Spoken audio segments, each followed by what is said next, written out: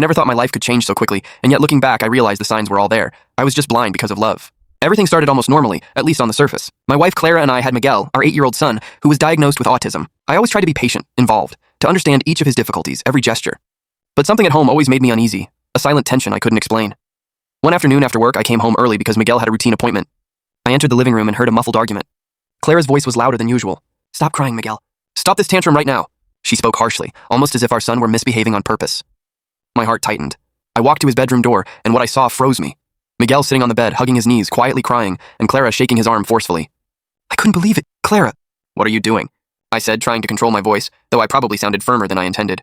"He needs to learn to obey," she replied, not looking at me with a fury I had never seen before. "But he's just a child, and he has trouble expressing himself."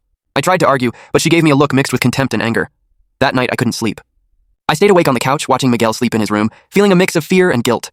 For days, I began noticing small things, marks on his arms, strange notes in the diary he kept with confusing, repetitive drawings, the way he would shrink back whenever Clara approached. My chest tightened, but I didn't want to believe it, until one day, without warning, I decided to record some interactions. I started with my phone discreetly during a routine visit to my parents' house, where Clara seemed too calm, and it was awful. Every yell, every pull on his arm, I had recorded it. I felt a mix of anger, sadness, and helplessness. I couldn't let this go unnoticed. I sought lawyers. I explained the situation, showing the videos. Some looked skeptical, asking if I was sure this counted as abuse.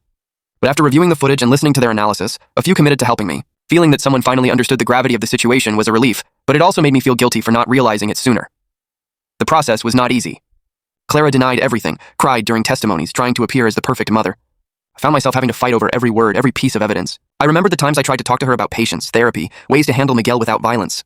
There was always an excuse, always the justification of, "He provokes me too much." I never imagined those words could hide so much cruelty. In court, I sat watching Miguel, who was accompanied by a child psychologist. He didn't fully understand, but he could feel the tension. Clara, on the other hand, seemed increasingly desperate, as if her world were falling apart.